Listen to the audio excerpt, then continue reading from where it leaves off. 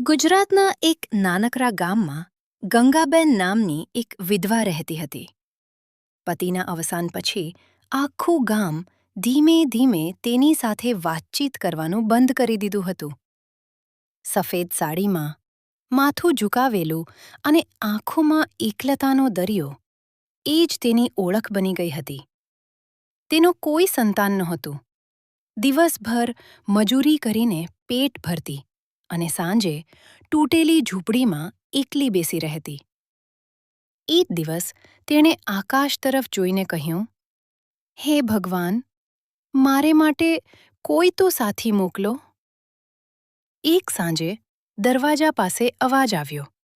બહાર જોઈ તો એક વાંદરો બેઠો હતો. પહેલાં તો ગંગાબેન ડરી ગઈ, પણ પછી દિલ પીઘરી ગયો. તેને રોટલીનો ટુકડો આપ્યો. વાંદરો શાંતિથી બેસી ગયો. બીજે દિવસે ફરી આવ્યો અને આમ દરરોજ આવવા લાગ્યો. ગંગાબેન હવે એને મનુ કહી બોલાવતી. "મનુ, તું તો મારો સાચો મિત્ર છે," તે હસીને કહેતી. ગામના લોકો વાતો કરવા લાગ્યા. વિધવા વાંદરા સાથે વાત કરે છે, આ તો અપશુકન છે. પંચાયત બોલાવવામાં આવી. સરપંચે કહ્યું, "ગંગાબેન, તું ગામની રિવાજો તોડી રહી છે." ગંગાબેન શાંતિથી બોલી, "મારે કોઈનો સહારો નથી. આ પ્રાણી મને સમજે છે. શું દયા કરવી, ગુનો છે?" ગામમાં ગુસ્સો વધી ગયો. એક દિવસ ગંગાબેને જાહેર કર્યું, "હું મનુને જીવનસાથી માની ચૂકી છું.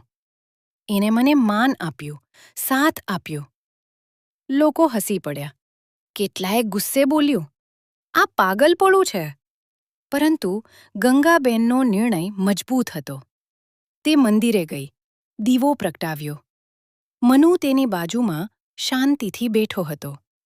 તે બોલી, "લોકો શું કહે છે એ મને મહત્વનું નથી. જે હૃદયને સમજે એ જ સાચો સાથી." તે બોલી, "લોકો શું કહે છે એ મને મહત્વનું નથી.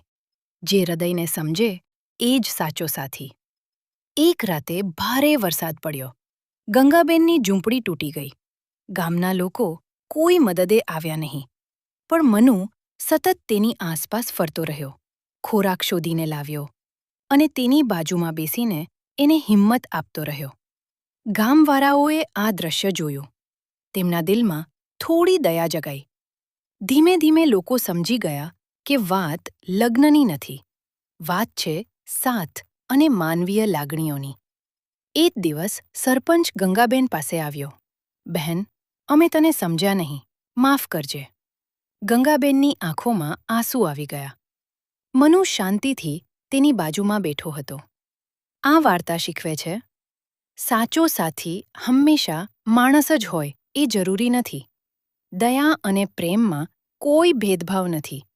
સમાજ ક્યારેક મોડું સમજે છે, પણ સત્ય જીતે છે.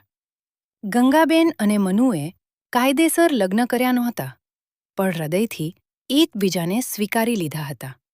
અને એ જ હતો તેમની ખુશીનો સાચો રસ્તો.